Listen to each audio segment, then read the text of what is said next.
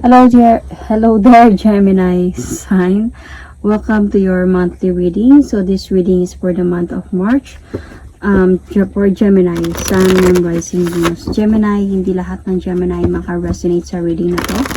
So takes what resonates and leave the rest. Cross-watchers, pwedeng kayo to at hindi sila Gemini sign. So put yourself in a situation kung saan man kayo naka-resonate. Okay, Gemini? Gemini, if hindi kayo naka-resonate sa reading na to, please do check your other placement signs. Your Sun, your Moon, your Rising, your Venus sign.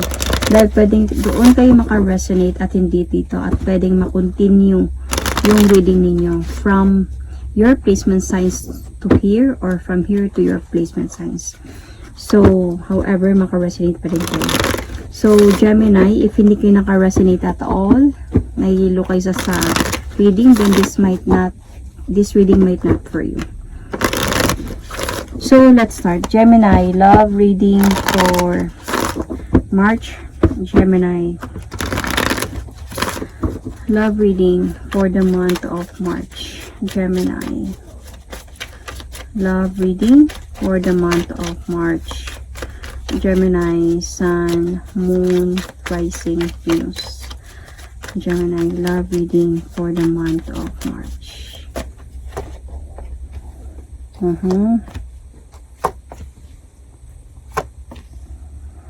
Parang hindi kayo nag-uusap ng person na to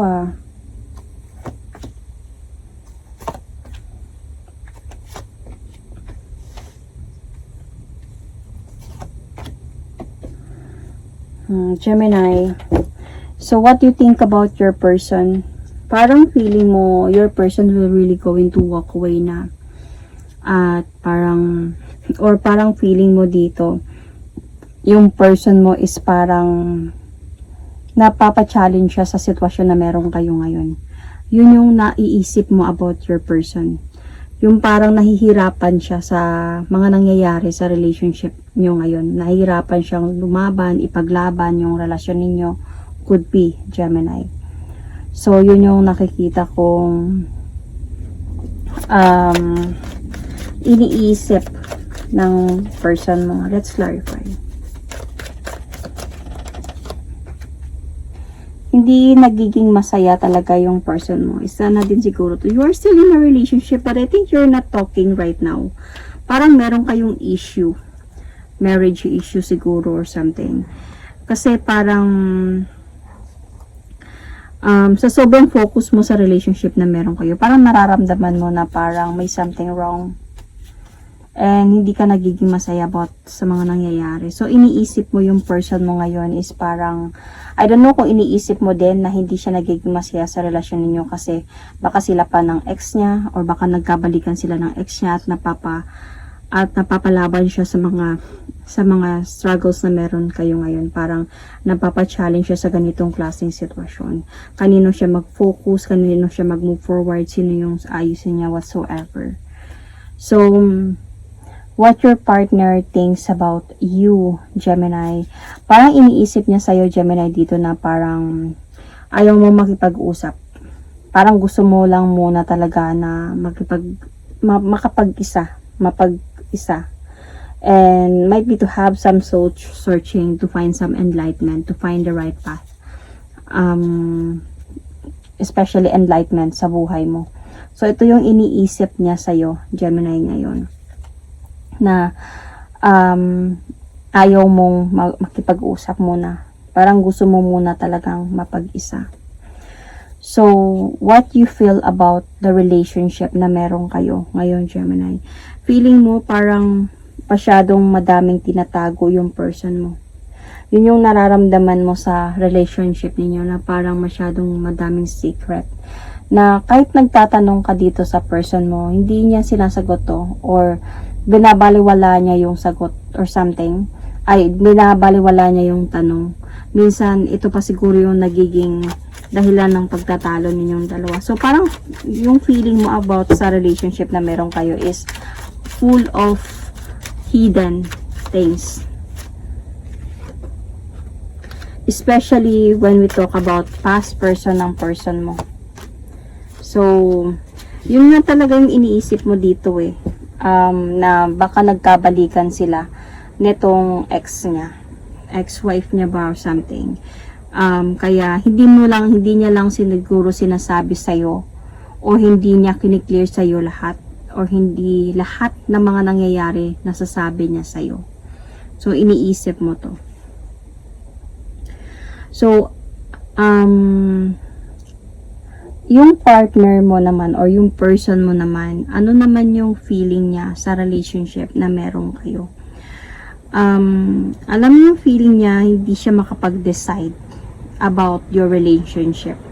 Parang may mga iniisip siyang decision about sa relation ninyo, pero parang wala pa talaga siyang clear decision about your relationship. Kasi feeling ko, aware ka dito, Gemini, about the past na meron itong person na to. So, baka nga LDR kayong dalawa or something. Kasi iniisip niya naman, ang nakikita ko kasi dito na parang iniisip niya, yung feeling niya sa relationship na meron kayo dito is like unsureness. Nakikita niya yung worth mo. Sa totoo lang, Gemini. Nakikita ka, okay ka naman. Gusto niya mag-effort din sa relationship ninyo. But then, hindi kasi siya sure about your relationship na mapupunta pa to sa future or something. May kakahantungan pa to sa future because of he just cannot might be decided yet about that. Kasi iniisip niya pa ata talaga yung past niya. Do he do love you though? Gusto ka naman niya. Ang problema lang kasi dito, parang hindi pa talaga siya tapos sa past niya. So, nasaan na ba yung level of attraction na meron ka sa person mo? Honestly, Gemini, nasa point ka na ng parang you wanted to judge your person na about sa mga nangyayari ngayon. You wanted na parang naiinis ka na, I think. Let's clarify this.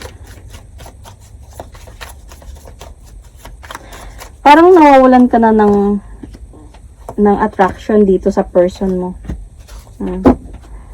Parang mas gusto mo na lang talaga dito, Gemini, since eto nga yung nararamdaman sa'yo ng person mo. Parang gusto mo na lang maging single. Something ganyan. And though kahit nandyan pa siya, tinatry niya pa makipag-usap talaga sa'yo. Though ikaw umiiwas ka na talaga dito sometimes. Wala ka nang gana ata dito talaga, Gemini. So, mga promises na hindi niya natutupad, parang as a point na much better single na lang talaga. So, dito na yung level of attraction na meron ka sa kanya, na parang you wanted na to tell this person na buti pa mag-single na lang ako kaysa magkaroon ako ng ganito, something na judgy words or something. So, yung level naman ng attraction na meron para sa'yo yung person mo is, honestly, yung person mo, may feelings talaga siya sa'yo. Gusto niya man sana, parang nakikita niya, parang gusto niya naman sana na magkaroon pa ng progress yung relationship ninyo.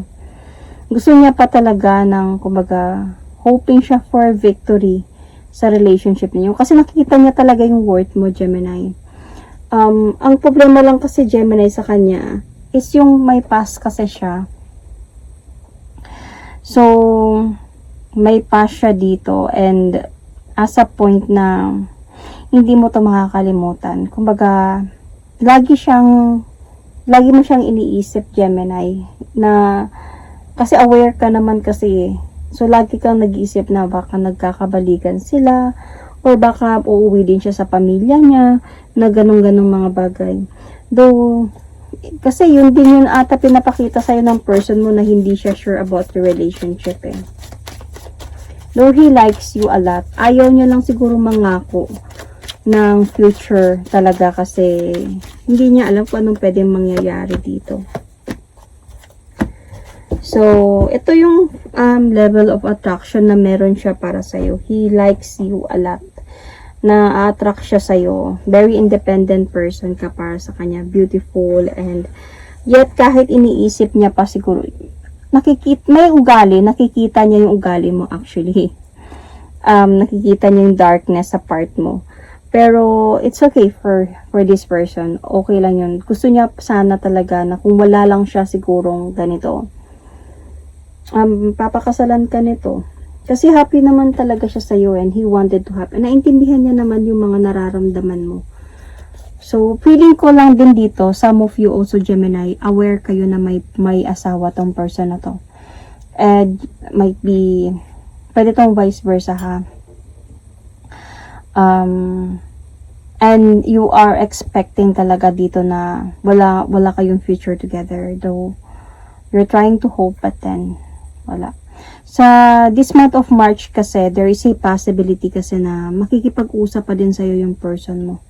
Magta-try pa din talaga siya to communicate with you. But the thing here is on your part, nahihirapan ka talaga dito Gemini kasi parang halos hindi ka makakatulog dito sa kakaisip about na gusto mo kasi talaga siguro maging official na talaga kayo pero you know kung anong meron siya sa buhay niya. Nahihirapan ka.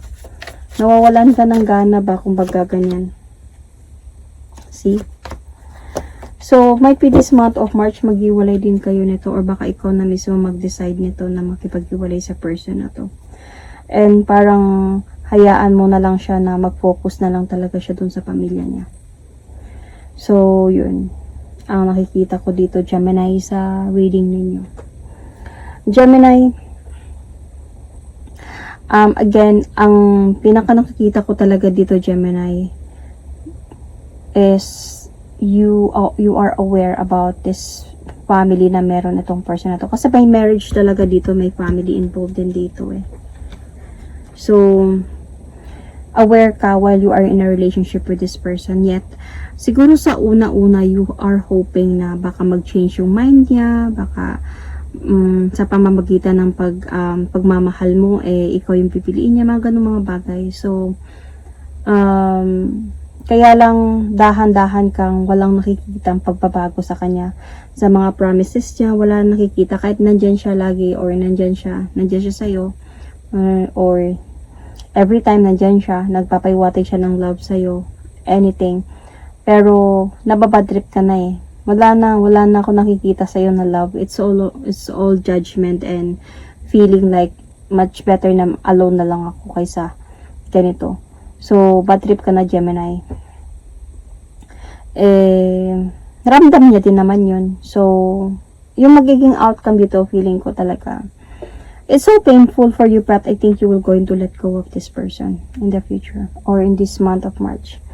So, you might be dealing here with a Taurus, Pisces, okay, Virgo.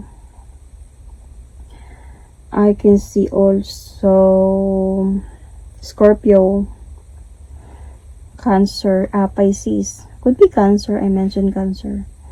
Aries,